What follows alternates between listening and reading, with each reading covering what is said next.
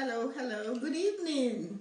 It's me, and we're going live Friday night question night. All my questions are coming my way, so I have no questions ready because everybody seems to be sending their questions or sending me questions another way. So anyway, I will find out. Hello, how are you? Hello, Dawn.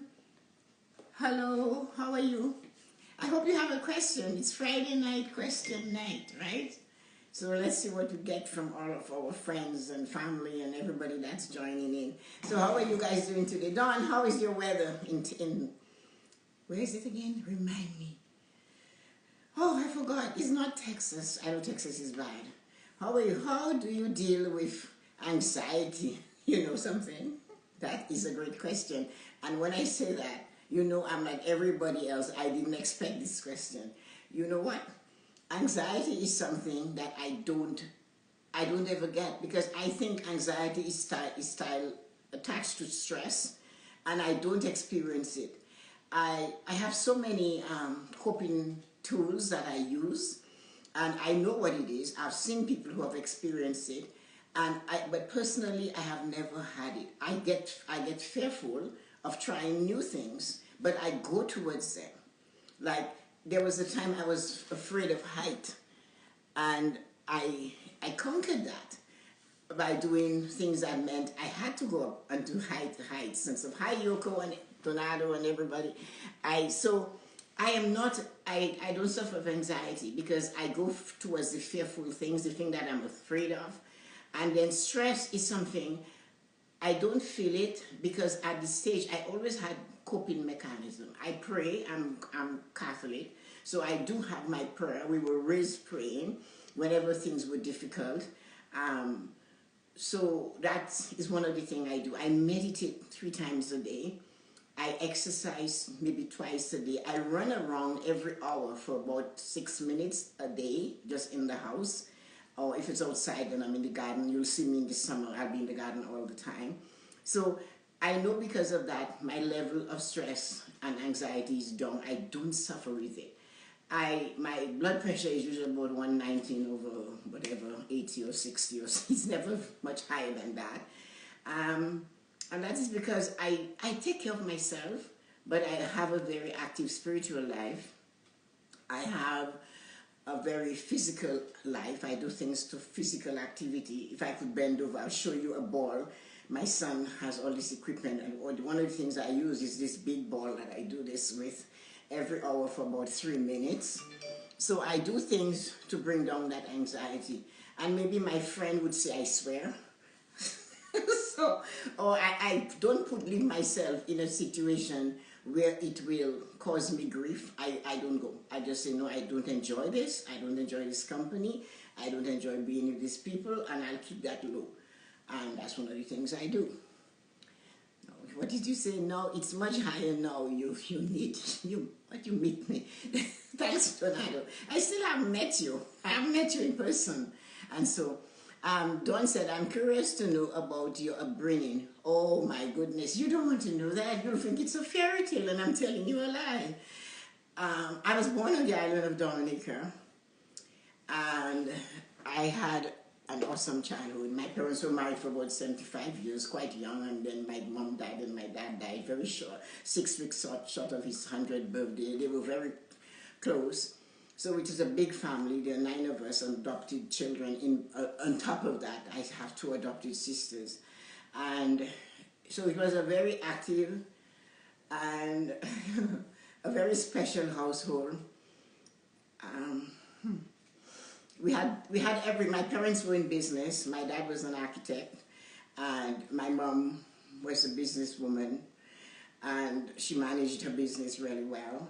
She was very successful. She taught us how to appreciate money and how to appreciate working for what you want. We went to the best schools money could buy. We had the best of everything that was available in those days for them.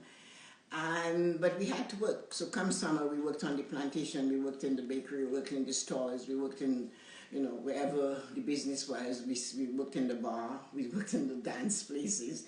Whatever the business were, we had to do it. That was part of our bringing. We had to work. And they always reminded us that their money wasn't ours, it was theirs. They were willing to pay for the best schools money could buy, but you had to do the rest yourself. So this is how I was raised. So I told you, if you really heard it, you'd think it was a fairy tale, but it's the truth. So I hope that satisfied you, Dawn. How many pounds is that weighted ball? 5 pounds, and I use it every day, every hour I can. Maybe about 6 times a day for 2 minutes each time. So it's 5 pounds, and I just use it. And so that's it. When did you go to Canada? Oh, I came to Canada in 66. 65. The first time I came was in 65. My dad was one of the architects on the British Pavilion for Expo 67. So I did a little bit of school here for a short time. And I was in Montreal. And then, you know, and then I came back, and we went back and came back. And then a few of us stayed, and the others went back to England because they preferred it. And then they scattered all over the world. I went to Montreal, and then from Montreal I came to Toronto with my husband. Very interesting, and I do believe it's the truth.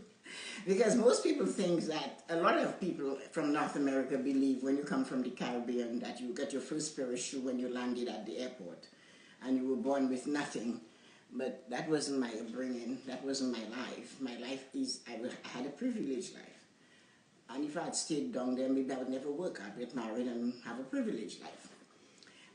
But we chose, most of my siblings, all but 3, Curtis, Howard, and Norman, all the 3 boys are still on the plantation working, doing what they do, bakery, doing the stuff. And then Norman was here in Canada. He was an instructor at Seneca airline aircraft teacher, so he retired, got his nice fat teacher pension, and went to Dominica to raise goats. So now you know all about my family, but it was a very different lifestyle. It's not what I see here. So because when you're coming from a third world country, they think you're poor and you didn't have it. But we had everything. We had the best schools. I went to a Catholic boarding school, so, and we were given a lot of privileges. But we had to work as children in the businesses, and that was it. Any more questions outside of my life? You, okay. So anyway, so that was it. So do you have anything else you'd like to know? I said ask me any questions. So there you go. Angela is there. Angela, you must have a question. I'm sure you do. You always have questions. You sent me a few questions. Well, you know what? I cannot get them now. So why don't you read them out? You have them. I cannot do that now, so I'm sorry, Donato. I didn't know you were sending me questions. I don't think I can even find them. You don't want to put me through this, do you? I don't think so. So, okay, so you can print your questions out, and I'll get it. Yeah, so all the questions I've answered so far is about my life before Canada. And check your question box. I did, but I cannot get them. Where's the question? All I can see is, this is not a question box. You have to teach that to me. No, check the box on the live. Which box? You know what? I don't know which box, so you have to tell me where to find that box. Because I'm looking at it and there's no question. What does the question mark look like? In North America, it might maybe look like an egg, I'm sure.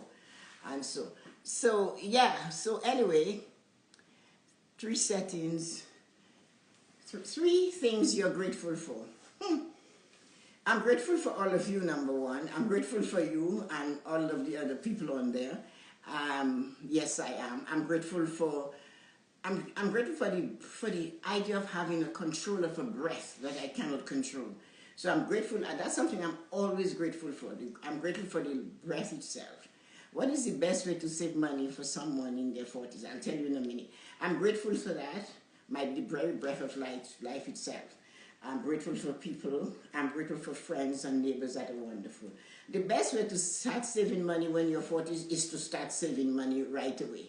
You need a foundation, and it's never too late, but you need to build that foundation right away. And when you do that, you have to, then from there, once you have that first 10, 5, 15,000 saved, then you can look at ways to increase it by investing properly with a broker or at your bank with a proper broker, not in a bank thing, but that.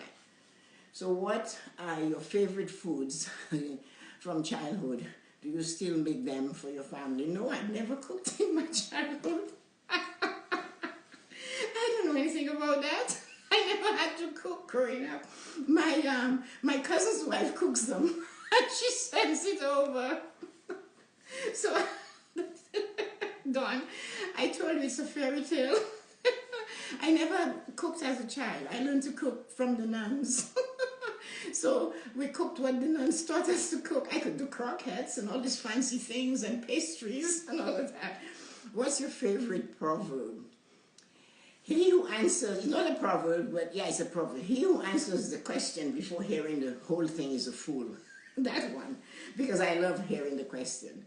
What's your favorite alcoholic drink? Well, it's red wine. I love scotch because my dad had scotch often. So I love having a nice glass of scotch, a real single malt, a very good one, good quality, 12, 18-year age. I can smell them. We were taught to drink scotch as young people in a special way. Our dad taught us. We had special glasses that never got washed with soap. If I miss your questions, type it again. Yes, as long as someone still cooks them for me. My cousin's wife cooks them for me. She'll make all these things, and she knows I design and make clothes, so I'll sew her a dress, I'll design something for her and make her scarf. What is the greatest thing you learned during the pandemic? To love your friends. I have a neighbor, sometimes she's on here, Corinne, and we have this relationship, like where we will sit and have a wine in the afternoon. It doesn't matter, we retire. So we did a lot of that. We enjoyed that.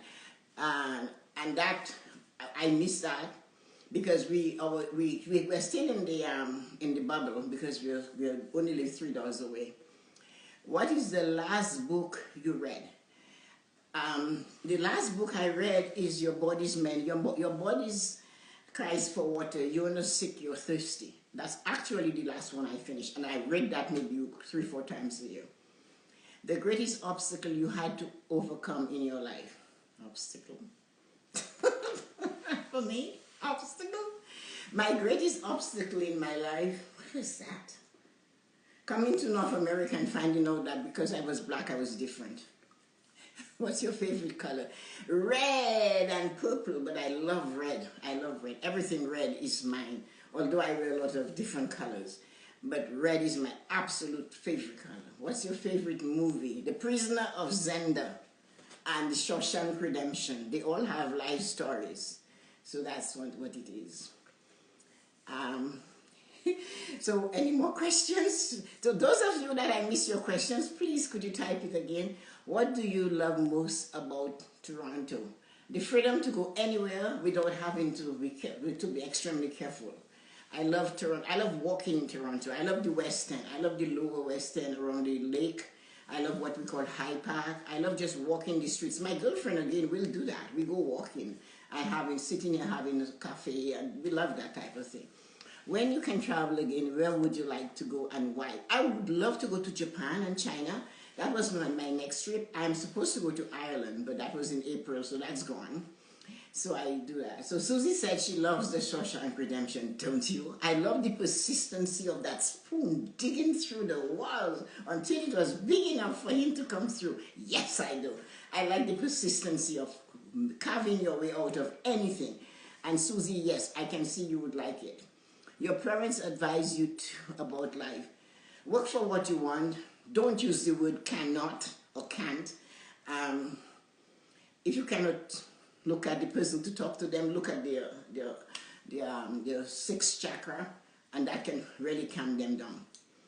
What happened to show you that you were different being black when you moved to North America? Well, it's because all of a sudden you're not normal. Oh, you're black, but you have an accent, you wear this, you have this color, you wear bright colors, you must be from the Caribbean, stuff like that. You have an accent, like they don't.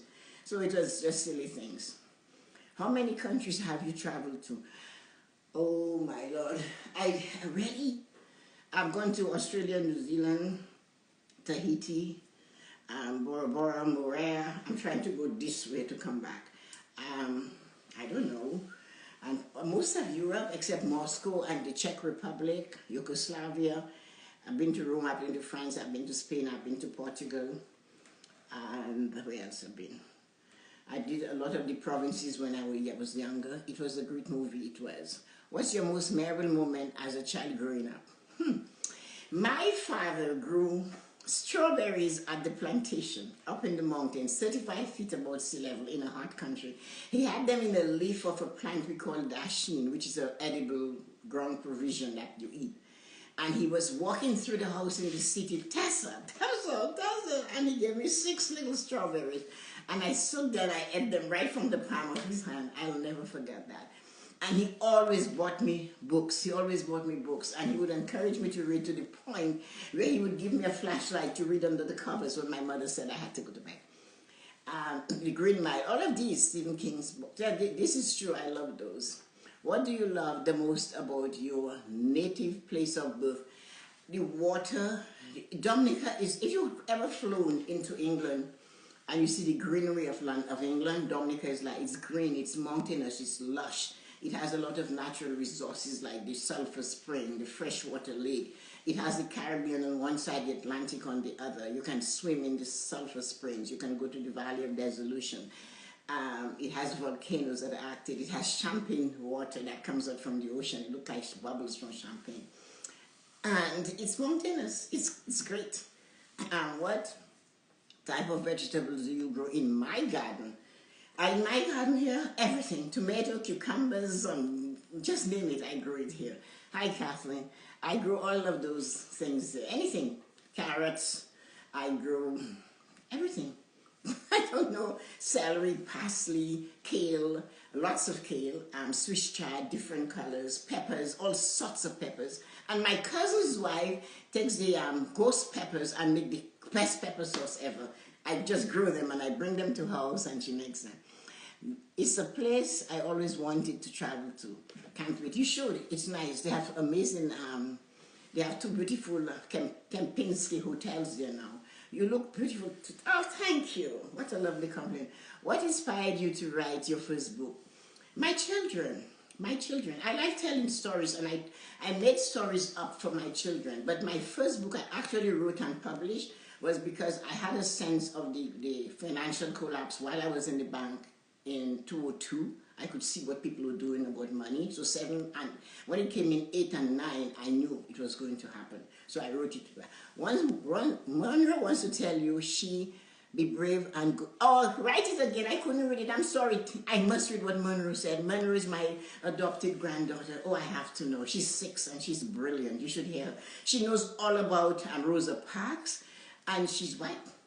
And she knows all the things about all these people in the South that helped and what they did. Do you have any plans to write another book? Yes. I have the book about my mother. That is a book that people should read because she was only 4 feet 2 inches, according to my father. And according to her, she was 4 feet 2.5. So you see the household I grew up in? Monroe got her ears pierced tonight. Oh my God, I'm so happy. Woo! Monroe got her ears pierced. Oh, that's so nice, Monroe. We have to go shopping for diamonds. How many sit-ups can you do? 12. I don't do more. I'm too lazy. I don't have time. Because I only have 15 minutes in the morning to do that. So I only do 12. I don't do, because I do a lot of different stretching and moving exercises in 15 minutes. So they have to be very quick. Tell Monroe I am so happy. She needs diamonds, Kathleen. So you have to take her to get, we have to take her to get her diamonds. We'll take her real grandmother will take her with us, and she can pay for half, I'll pay for the other half. That's a deal. So yeah, what else you want to ask me? Oh no, Yoko is just greeting everybody. Yoko, you must have a question. Susie, what is your question? You like the social credential, tell me why. And who else is there that likes that? Mubarak, what is that? I don't know what that, congrats. I have no idea what that is, but that's okay. Oh, you're telling me congrats in your Persian language. Oh, Donado, you're such a man of the world. I cannot get over that. So, Oh, I can't get over this child having her ears pierced. It's so wonderful. So what else? Any more question? It's Farsi. Well, it's Persian. The country is Persia, right? It's the old country of Persia. Iran is what Persia used to be. So it's Farsi. Where else in the world is Farsi spoken? Where are you in the book you're writing? Oh, my mother had such a lot of stories. I'm writing about her pilgrimages and where she's been, and what she's things like. How many books have you written? 3. My mother, my father was an architect, so therefore he loves going to, when they travel a lot. My parents, you had to actually put a GPS on them. The GPS was all of the children. Do you know where they are? Oh, they're in France. They'll be in England next week. So that's how we kept track of them. He loved going to the old buildings, and my mother once said, if you see one zoo, you see all the other zoos, so she wouldn't go. She sat down on the step of the Tower of London and refused to go up any further. So that's the kind of woman she was. I missed that question that you would change if you could. Nothing in my life I'm changing. No way, Jose. My life is what made me who I am today, and I simply love and adore myself. No, Susie said, I love it because he used his gift to leave the prison that falsely accused him. He told no one of his plans and kept working towards his goal. Of course, persistency, that is what I liked. I love movies like that, and you should look up The Prison of Zenda. It's not often, but it has a similar type of story. Live to fight another day. What is your favorite herbal tea? What do you call it? It's green tea, but I like it. I purposely buy it. It's white green tea with a little bit of jasmine, and that's my favorite herbal tea. It's green tea, but I love a lot. If I ever showed you, I have in my kitchen. My kitchen it took 30 months to design my kitchen by me. So nobody knew I was doing this. So I have 2 cupboards, and one of them is filled with tea, and I purposely made the shelves only 12 inches deep so I could see exactly what's in there. So it's a perfect cupboard. If you could live your life over again, what would you do and why? You know, I wouldn't do anything more different. I like the childhood I have. I have no complaints about it. It wasn't easy. It was strict. There were rules to follow, and you couldn't disrespect the customers, whether they were drunk or not, that came to the business. So I tried that once, and I got a whooping by my dad. He told me, if you don't want to serve the man because you don't want to serve him, tell him you're not serving him, but don't be rude to him because he is paying for your fancy school. These were the words he used. So no, I wouldn't change anything about my life. I love my life. I love it. I love the people in my life, and I was taught to appreciate, and gratitude was big in our family. My parents were givers. They served people all their life. They always helped others around them. What's your favorite day of the week? Every day. Every day. The government, I'm retired. The bank, the government, whoever they are, paying me pension to stay home and do whatever I want. So every day is a holiday. Every day is my favorite day. Every season is my favorite season. Even when the snow is falling, I don't get angry. I don't get upset, because I know there's somebody who depends on that snow to feed their family.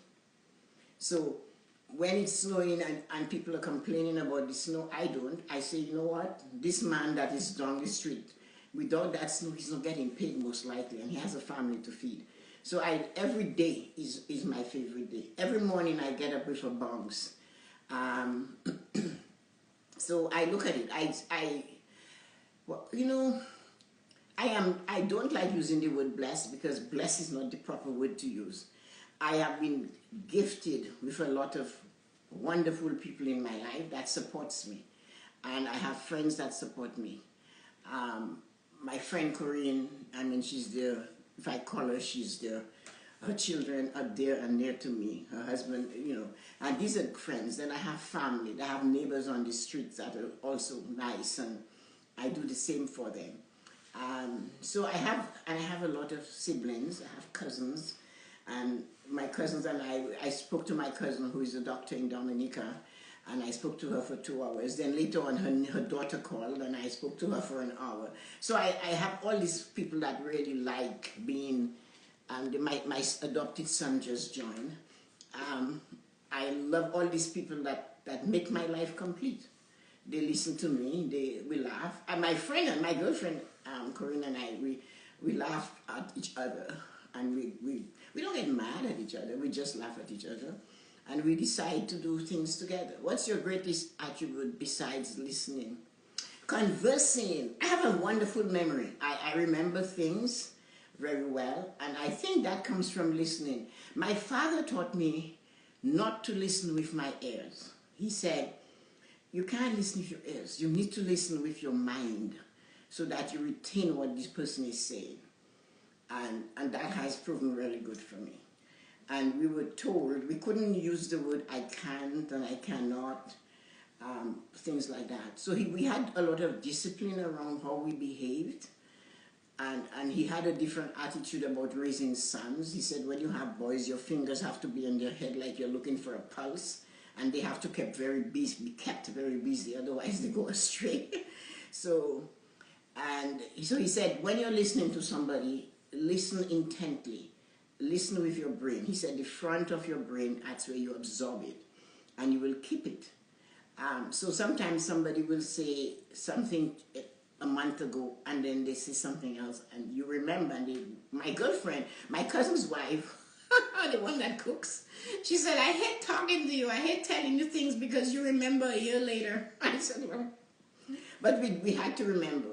And because of that, we memorized a lot of him. We got to memorize a lot of old poems and writings like Eve and the Desiderata, stuff like that. When my students tell me they can't, I tell them they can't yet. Well, that's a good one. We couldn't even use that word. When I used the word cannot, he gave me the Oxford Dictionary and told me to find it in there. In those days, it was not in the dictionary. It was two separate words, so I was forbidden to use it. So when my son did it, I kept, get the dictionary. I remembered my lesson. Bam, bam. It's in the new dictionary. I cannot as a word. So I couldn't. He just looked at me and he laughed and walked away. So can shouldn't be banned. I think another word I think that they should ban is shame. That word. People that you feel ashamed for doing something, I think they should not allow people to use that word, because you should always try to do something. And another word that people talk to me a lot about is the word regret. And I told my cousin, a male cousin of mine, we were talking, and he's single, and I call him, we take turns to call him just to keep him balanced. And he said to me, he asked me if I had any regret. We have these long conversations, as you can tell. And he asked me if I had any regrets. I said no. And then he said, I wish I had done things differently. These are my regrets.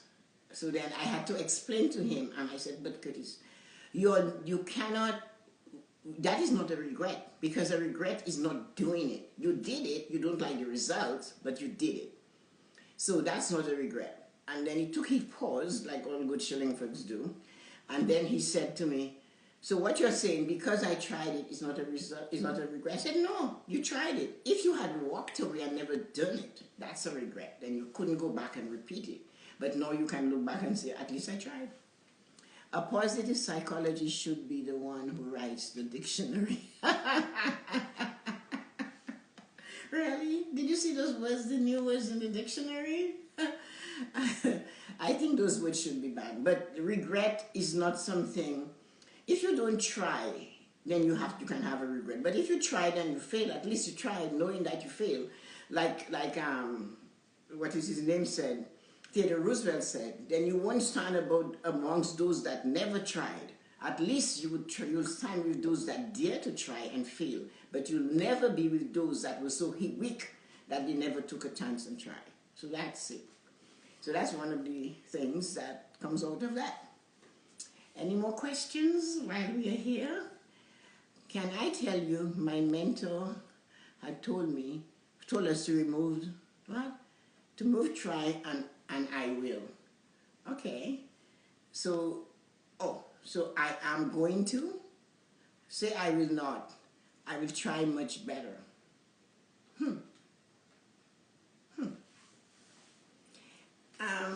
The jury's out on that one for me. I will not. I will not. I will try much better. Say I will not. I will try not better. I don't know. I just know I'll keep trying. So if I don't like the results, I'm going to keep trying. And that is one of the things I will always do. I don't like the results, I'm going to keep trying. I'm sorry. I will not say I will try sorry. Well, Canadians are famous for saying sorry. They always say sorry. But I don't do that. I'll do it or I don't do it. There's a choice. So if in case you really want it enough, then you should persist and do it. And sit and finish it. So again, that's another lesson from my parents. You could not just give up. That wasn't allowed. You had to really do it. You had to keep doing it until you got some sort of results. But you couldn't walk away from something like that. And, so that's one of the things I was brought up doing. Appreciate you spending time with us tonight. Have a wonderful evening. Thanks, Dawn. Tennessee, that's where you're from. I just remember. Thanks, Dawn. Have a wonderful evening, and enjoy the weather while you have your days off from school. I know it's hard for you, but I really appreciate you dropping in. Say I will as opposed to I will try. Well, if you want to say that, yeah, I will try. You can say I will if you want. I will do it. I will try. They don't want you to say you'll try. Trying is not good enough. Trying is not persistence. Trying means you might stop and let go and let it go. So I will is consistence. So yeah, I prefer that. But I will try. Try is not, again, another word. Like, there are words that I hear, and somebody said a word to me the other day. Say I will as opposed to, okay. Somebody said something. I don't like words that diminish human beings. So even if you're saying it to yourself. So she said, how she put it? She used just for what she does. I will stick just to this. And I didn't like it. I heard it and I said, well, she's making what she does small, because just is just a little. I am just trying. I am just, it's just me. So when people call and you don't know, oh, it's just me, I get angry right away. You're not just anything. You are who you are. More commitment when you say I will. Yes, there is more commitment. Try is not committed. No, try is not committed. No, it's not at all. So I listen to words that put you down. So when people use word like, it's like me, when someone says they're just a stay-at-home mom, that's a huge job. But not even the job, but when they diminish themselves to just, I think it's just silly. That's what I say. I say, why do you use just? Why do you put just? It's just me. Or somebody buys you, a friend goes somewhere and they buy you a tiny gift, a small gift, and they come up to you and say, oh, I just bought you a little something. No, it's not a little something. You took the time while you were wherever you were. It could be at the supermarket. You saw this. You thought of me. It's not a little something something. It's something you thought I would like and I would enjoy. So I appreciate it. I appreciate anything that is given to me. Sometimes somebody gives you something and at the time you have it. But if you take the time to study it and use it, you'll see how much it's worthy of you. You being a parent is a huge responsibility. That should be praised. Being a parent is huge. It's a huge job. But a lot of people, I don't think, it's like the person, I look at it as the person that don't realize all the things you do when you have a house. Like shoveling the snow, all the work you do, and they don't put a price on that. And they just match through it like it's nothing. But if they had to pay someone to do it, it would be expensive and it would be costly. So you have to value what you do. You're my hero. Thank you, Donato. A hero without a sword. So yeah, I don't like words that diminish people, especially when women use it. And when a woman like Belinda used the word when I did a IG with her, and I really liked it when she said, "we." She was referring to herself as a contract human resources for a company, and I heard the conversation, and the only word that stuck out was "we," and I'll tell you why. She was talking, what's my favorite psalm? My favorite psalm is 91. She was talking about how she, as a contractor, a human resources, she hired for them, hired people to work for them.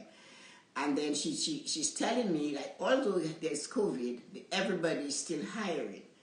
And then she said, yeah, so everybody's still hiring, and the companies are still hiring, and we are hiring. And when she said it, if the person who hired her to be their human resources as a contractor heard that, that means she's taking her role, although she's not in the company, but we are hiring. She's not hiring to keep for herself. She's hiring on behalf of these people. But she used the word we. And when I heard, of all what she said, I heard the word we. And that meant so much to me because it makes me know she's committed. If you go to Japan, where do you want to visit most? Big city like Tokyo, historical places like, yes, climbing the mountain. Maybe they wouldn't let me climb the mountain. But no, Tokyo, I really get to say I was in Tokyo because that's everybody's dream. I want to go to the shrines. I want to go to the temples. I want to see old architecture. I want to be there. You know, I want to see that. Yes, so that was, and that was, what's her name? That was Belinda's story. And the word we was so captivating because she assembled these people and she became part of their team. Although she doesn't work directly for them. She's a contractor. But she used the word team. So that tells me we, which is a team building word. And that was great for me. You wave at, oh yeah, Kushinisu, yes, the shrines and temples. Yeah, that's where I want to go. The shrines, the temples, I want to see the mystical things, the things that are old. I want to touch those old coins, Yoko. I want to feel the energy of these shrines. I want to smell the incenses. I want to see what the Buddhists, a little bit more about Buddha. I would like to know more about those temples. I like when I went to Rome, I was really more interested in the churches, the temples, the plazas. I love how people eat in Eastern Europe. I love that type of thing. We have lots of shrines and temples. Yes, they do. Everything is so old. So I like going to the old part of the city. Like when I went to London in 2000, the last time I was there, I went to Stonehenge. And that was something that was important for me. And it's not that we did it as a young person, but to do it again with my brothers and my sisters. And it was really nice. We spent a month traveling, and from France to Spain to Portugal, back to London, Toronto. And when we did that, I went back to Stonehenge. And I like the coast. I like the coast. I like the cliffs of Dover. So I like looking at things like that.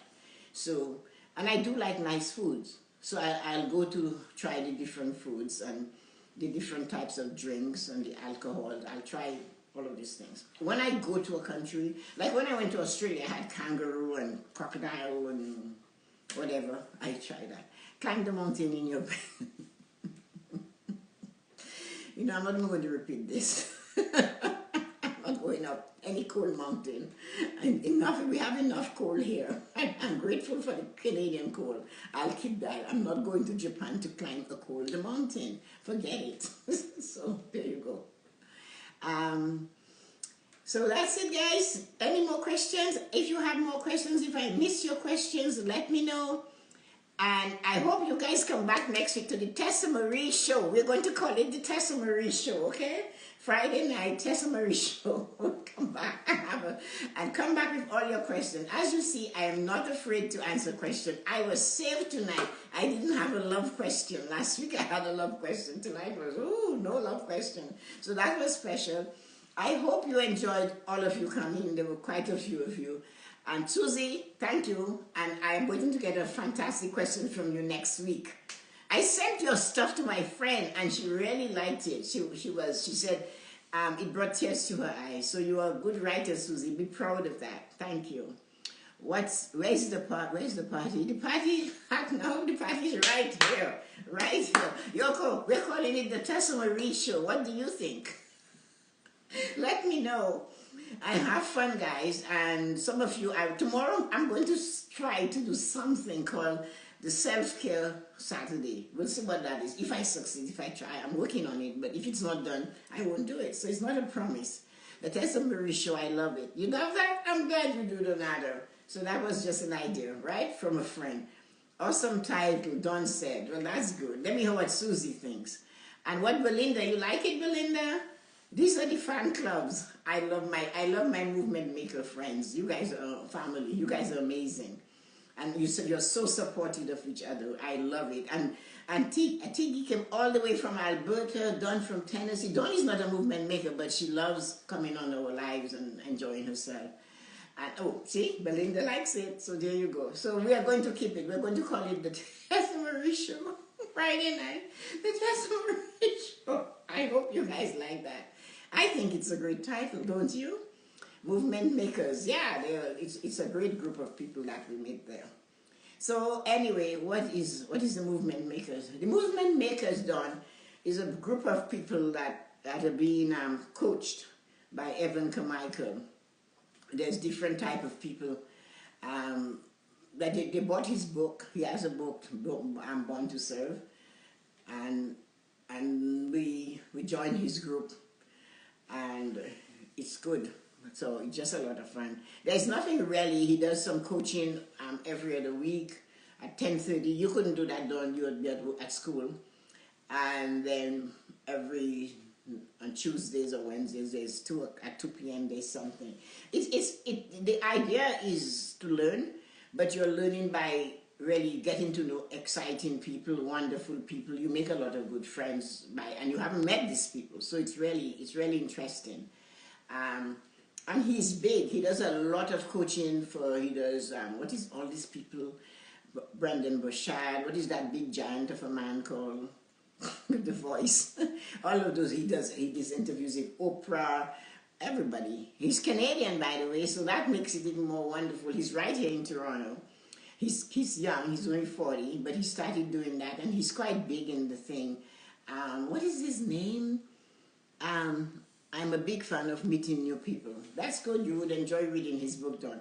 I forgot, what is that? Tony Robbins. He deals with Tony Robbins, and all of those in that group, they have like a circle of them, and they support each other a lot. They do a lot of stuff together.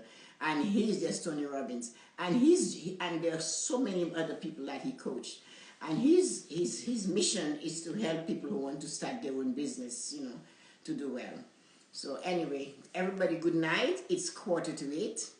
We did 45 minutes of this. And oh, Zan, Zan, you're coming for dessert, aren't you? Well, you missed the party. We had scotch, we had gin, we had all kinds of stuff. What's your mission? My mission? My mission is to enlighten, educate, encourage, inspire, and elevate all I meet to successfully manage their life.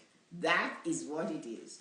That's my mission. I want to make sure I don't leave you the same way I met you. I want to leave you better. If you want to acquire something like in finance, a house, so that I am your GPS. I want to know when I'm done with you, you have what you need. So that has always been my mission. I like to serve. I love helping others succeed. I just got off with the Evans show. But we have the Tessa-Marie show on Friday night, so you have to make a choice there, Zan. Just ask Susie, she was on, she'll tell you. It was a great show. The Tessa-Marie show, that's what you missed on. I'm Zan, so there you go. Yeah, even Yoko was here. So, okay. You have a choice. The Evans show or the Tessa-Marie show. Choose, because we actually had single malt 18-year-old scotch on the show. Then we topped it off with gin. We made it pure juniper berries. Then, so you look at what you're missing. And you know what we had? What is that bag of things that kill people you were trying to eat? That chips or something orange. It leaves your fingers orange. I can imagine what it does to your inside. Check out Tessa's YouTube, Zan. You have to check it out. I have no choice. Oh, come on. You can tell him he should come around to the Tessa-Marie show on Friday night, 7 p.m. EST. Give the man an option. You never know. He might like it. Don't tell him I said that. So anyway, yeah, thank you everybody for coming. Zan, I'm so sorry. They asked me about my life. I had to tell them the truth. Yeah, Doritos or Cheetos, that's what Zan is planning to eat after his 90 day of not eating junk food. How many pounds did you lose, Zan? You have to tell us how many pounds you lost, because you've been no sugar, no junk food for 90 days. You should have lost something. What did you lose? If me too, but not the ranch flavor. Those are gross. Happy weekend, everyone.